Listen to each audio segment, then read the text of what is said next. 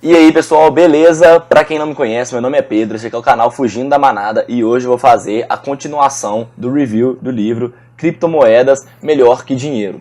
Bom, a gente terminou a primeira parte do resumo falando sobre as motivações tanto históricas quanto macroeconômicas que geraram a publicação de um artigo que descrevia como funcionaria uma criptomoeda e um sistema chamado de blockchain.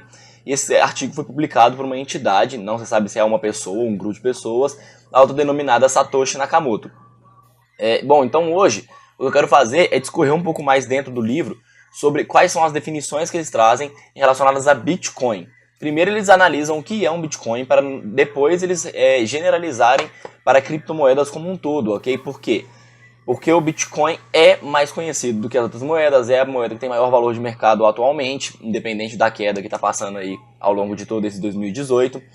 E bom, basicamente então, para você que ainda não sabe o que é Bitcoin, eu vou tentar explicar da maneira mais fácil possível, que é a maneira que foi explicada pelo livro então. Bom, então o Bitcoin, ele literalmente é uma moeda digital. Você pode achar esquisito o termo moeda digital, mas se você for parar para pensar, o seu cartão de crédito nada mais é do que isso. É um monte de números que estão na tela do seu celular ou na tela do seu computador, mostrando quanto dinheiro você tem em conta e o quanto dinheiro você pode gastar passando o seu cartão. O Bitcoin funciona da mesma maneira. A diferença é que o Bitcoin é um sistema peer-to-peer, ou seja, ele não tem intermediário para poder fazer a transação, que é o papel do banco no caso do cartão de crédito.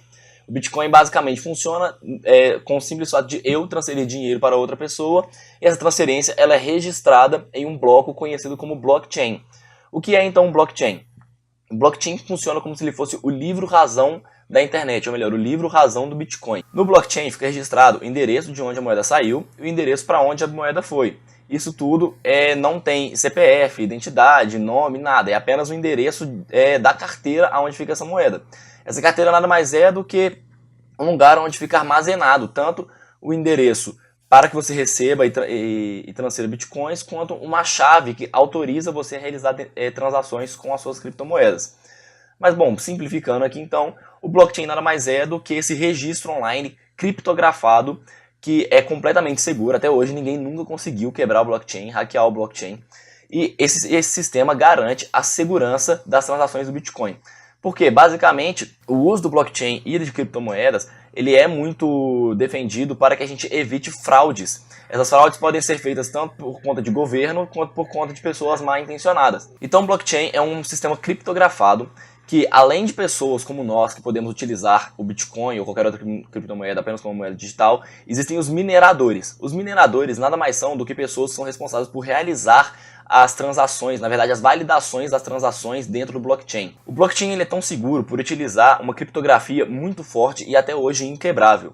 Então, além de nós, usuários comuns que usam a moeda como a gente usa o real, o dólar ou qualquer outra moeda ao longo do nosso dia a dia, nós também temos os personagens dos mineradores, que são aqueles que através de suas máquinas ligadas à internet, eles validam transações o tempo inteiro dentro do blockchain, e para cada transação validada através do que é chamado Proof of Work, ou seja, eles recebem uma equação matemática, um problema matemático que eles precisam de resolver, e o primeiro a resolver esse problema através do seu computador é recompensado com bitcoins. E a resolução desse problema é o que garante a validação da transação daquelas duas partes dentro do blockchain. Então o minerador é aquele responsável por receber bitcoins originais, ou seja, é ele que teoricamente cria bitcoins. É por isso que ele é chamado de minerador, porque ele é o único responsável por gerar novos bitcoins. Porém, isso tem um limite. O limite é de apenas 21 bilhões de bitcoins que serão permitidos de serem minerados no mundo.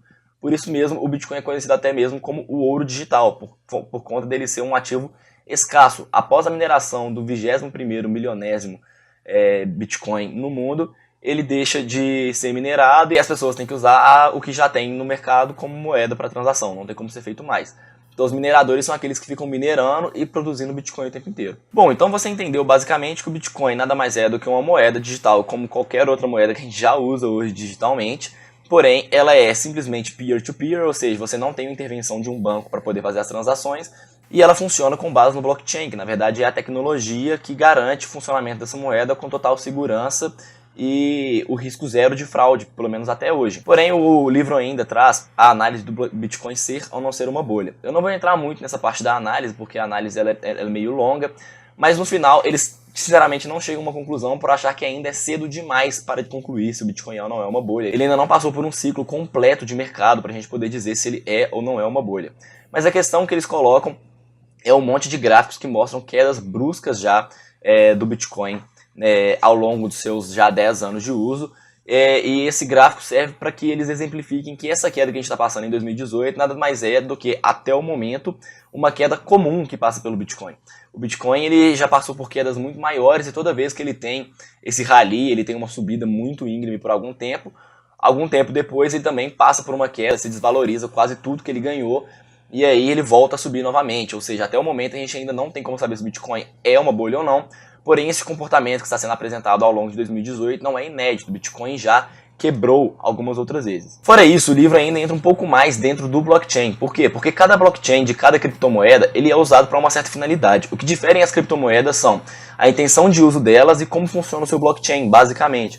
Então, existem moedas como, por exemplo, a Zcash e a Monero, que são moedas que elas prezam por total anonimidade. Se vocês repararam, eu falei que para fazer uma transação de Bitcoin, o blockchain registra o endereço de onde a moeda saiu e o endereço para onde a moeda foi.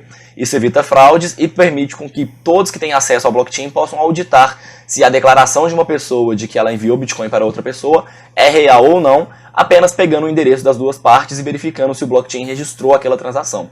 A questão é, se você já ouviu falar de Bitcoin, você provavelmente já ouviu falar que Bitcoin é uma maneira de realizar transações financeiras anônimas. Porém, o blockchain do Bitcoin não é tão anônimo assim. Já a Monero e a Zcash prezam por total anonimidade. Eles querem que seja completamente anônimo e que nem registro tenha de quais endereços partiram e foram as moedas. Já a Ethereum, ou Ethereum, você pronuncia como você quiser, é um outro tipo de criptomoeda, se eu não me engano é a segunda maior criptomoeda em relação de valor de mercado hoje. E ela também funciona com base no blockchain, porém ela vai para um outro segmento, que ao invés de pregar pelo anonimato, ela preza por criar uma coisa que é chamada de contratos inteligentes. Resumidamente, os contratos inteligentes do blockchain da Ethereum nada mais são do que um monte de condições para que uma moeda seja transacionada de um lugar para outro. Bom, para facilitar isso, nada melhor do que um exemplo. Se eu contrato alguém para fazer uma obra na minha casa e combino de pagar ele em Ethereum, o que eu vou fazer é criar um contrato inteligente e para cada parte da obra que for sendo entregue pela empresa, eu posso ir pagando de pouco em pouco. Só que não sou eu que realizo esse pagamento de pouco em pouco. Eu deposito o valor integral do preço da obra dentro do contrato inteligente do blockchain da Ethereum e aí, de tempos em tempos, eu vou validando. Olha, eu recebi a obra 1, eu recebi a parte da obra 2, eu recebi a parte da obra 3, e a cada momento em que eu vou validando que partes do contrato foram sendo cumpridas, aí o blockchain da Ethereum vai liberando dinheiro para a parte que deve receber. Ou seja, essa também é uma maneira de garantir confiabilidade na transação sem que nenhuma das partes fique pensando que o outro vai dar um calote. Bom, basicamente do livro eu vou levar só até aí, ok? Essa aqui é a ideia para ser apenas um resumo. Como eu já falei, vale muito a pena ler esse livro. Eu paguei R$ 9,90, é o preço, na verdade, que custa para você adquirir esse livro. Eu vou deixar na descrição aqui um link onde você consegue comprar esse livro. Esse livro é da Empíricos. Eu recomendo muito que, caso você tenha curiosidade para saber como funciona o Bitcoin e o blockchain, pesquise, compre e leia esse livro aqui. É um bom livro introdutório, é um livro que serve muito bem. Eu não entrei em todas as partes dele, mas, por exemplo, ele vai te ensinar passo a passo de como comprar Bitcoin dentro de uma corretora de Bitcoins. Ele te ensina quais são as modalidades em que você pode armazenar Bitcoins em diferentes tipos de carteiras que existem hoje, tanto em hardware wallets quanto em software wallets, que eu não vou entrar no caso aqui. Então, assim, é um livro que vale muito a pena e eu recomendo a todos que leiam ele. Bom, e é isso aí, galera. Se vocês gostaram desse vídeo, deixem um like no joinha pra mim, por favor.